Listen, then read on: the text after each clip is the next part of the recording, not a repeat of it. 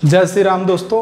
आज हम लोग सीखने वाले हैं कि इस मौसम गर्मी में भी इतना तेज़ बारिश कैसे हो रही है, कहाँ से हो रही है।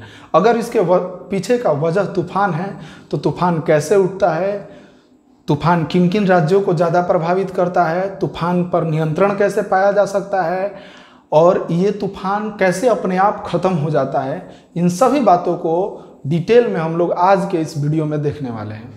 तो दोस्तों, अगर हम बात करें कि तूफान कहाँ से उठता है तो अधिकतम लगभग सभी तूफान समुद्र से ही जन्म लेते हैं। और इन तूफानों को कैसे जन्म लेते हैं और देखते हैं किन किन राज्यों को भी ये प्रभावित करते हैं। अगर बात किया जाए तूफान का, अगर हम इंडिया का ये मैप देखते हैं तो इसमें इधर अरबियन सी है और इधर में आपका बे ऑफ बंगाल है। अभी जो तूफान आया है यस तूफान, जिसको अभी हम लोग झेल रहे हैं, अभी बारिश वगैरह इसी के वजह से भी हो रही है। तो ये यस तूफान जो है ये बे ऑफ बंगाल से उठा है और ये उड़ीसा के और कोलकाता के तट से टकराया है। इस वजह से यहाँ पर भारी नुकसान हुआ है और ये धीरे धीरे झारखंड में एंट्री ले लिया है। यहाँ पर भी पूरा एकदम हाहाकार मचा दिया है और ये बिहार में इसी के इफेक्ट के कारण वर्षा और तेज़ हवाएं कुछ चल रही हैं। तो दोस्तों, आखिरकार ये तूफान अभी जो बे ऑफ बंगाल में बना, चाहे इधर अरबियन सी में बनता है, ये सब कैसे बन रहा है, इसी पर हम मुख्य बात करने वाले हैं। अक्सर गर्मी के दिन में होता यह है कि सूर्य के प्रकाश की किरणें समुद्र के पानी के तल पर पड़ते हैं, समुद्र के पानी पर पड़ते हैं, जिसके कारण समुद्र के पानी गर्म हो जाती है और गर्म होने के कारण इनके आसपास के ये हवाएं भी गर्म हो जाते हैं। और हवाएं गर्म हो जाते हैं, जब कोई वस्तु गर्म होती है तो वो हल्का हो जाती है और हल्की वस्तु धीरे धीरे ऊपर की ओर उठने लगती हैं। आप वही बैलून में देखे होंगे, बहुत सारे ऐसे घटनाएं हैं। पानी को ही हम लोग गर्म करते हैं तो गर्म करके वाष्प बनता है, वाष्प हल्का होता है, इसलिए धीरे धीरे ऊपर की ओर उठते चला जाता है। उसी प्रकार से समुद्र का पानी सूर्य के प्रकाश के किरण के कारण गर्म होता है और गर्म होता है, जिनके कारण आसपास की हवाएं भी गर्म होती है, हवाएं ऊपर उठने लगती हैं और ये पानी को भी ऊपर की ओर लेके चली जाती है। इस प्रकार से ये जब ऊपर आती है तो छोटे छोटे पानी के बूंद बना लेते हैं और ये पानी के बूंद और बादल में का निर्माण होता है। इस प्रकार से ऊपरी जगह पर, समुद्र के ऊपरी जगह पर बादल बन जाते हैं, पानी के बूंदें होती हैं। लेकिन निचली जगह पर हमको बात करना है, जो समुद्र के तल है, यहाँ से तो हवा गर्म होके भैया उठ गई है। अब हवा उठ गई है तो खाली जगह बच गया है। अब खाली जगह कहीं कैसे रह सकता है? उस खाली जगह, इसका मतलब कि यहां पर हवा का दबाव बहुत कम हो गया है। अगर हम बात करें यहां से, यहां पर अगर हवा होती तो ये हवा समुद्र के तल पर, समुद्र के पानी पर एटमॉस्फेरिक प्रेशर लगाती है, वायुमंडलीय दाब लगाती है। लेकिन यहां से हवा चल गई है तो अब यहां पर कोई पानी पर दाब नहीं लग रहा है। इस वजह से बाहर से, इधर उधर से जितना भी हवा है वो सभी हवाएं दौड़ करके आती हैं इन जगहों को भरने के लिए, क्योंकि खाली जगह तो रह नहीं सकता है, उनको भरने के लिए भैया दौड़ कर तो आना पड़ेगा। तो बाहर से हवाएं दौड़ करके इन खाली जगहों को भरने के लिए आती है। लेकिन पृथ्वी के घूमने के वजह से हवा थोड़ा सा जो है घूमती हुई आती है और घूमती हुई आ करके इस खाली जगह पर हवा टकराती है चारों बगल से। इधर से हवा आती है, ऐसे टकराती है, इधर से हवा आएंगी, ऐसे टकराएंगी, चारों बगल से हवा ऐसे ऐसे आके टकराएंगी और इस प्रकार से यहाँ पर चक्रण टाइप से ऐसे उत्पन्न कर देंगी, जिसको हम लोग नाम साइक्लोन देते हैं, साइक्लोन कहते हैं। और इस प्रकार से यहाँ का हवा ऐसे ऐसे घूमने लगा, इसके आसपास में जो भी पानी आए उनको भी ये घुमाने लगा।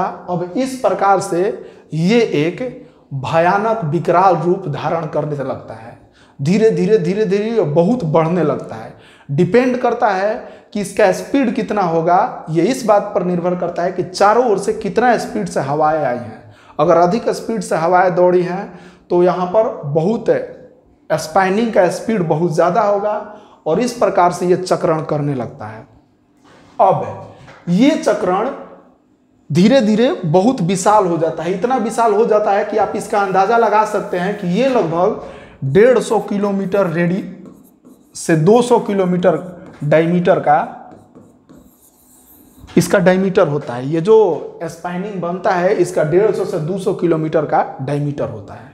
अब ये अपने साथ में पानी के बूंद को भी उठा के ले जा रहे हैं। देख रहे हैं ये कैसे जा रहा है, पानी के बूंद को भी उठा के ले जा रहे हैं, हवा को भी ले जा रहे हैं।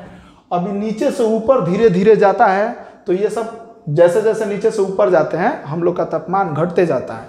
तापमान घटने के कारण पानी के बूंदे कंडेंस करके बादल बना लेते हैं, बड़े बड़े रूप धारण कर लेते हैं, और ये अब समुद्र में चलने लगता है। इसी का नाम हम लोग साइक्लोन तूफान दे दिए हैं, और यही अब चलने लगता है समुद्र में।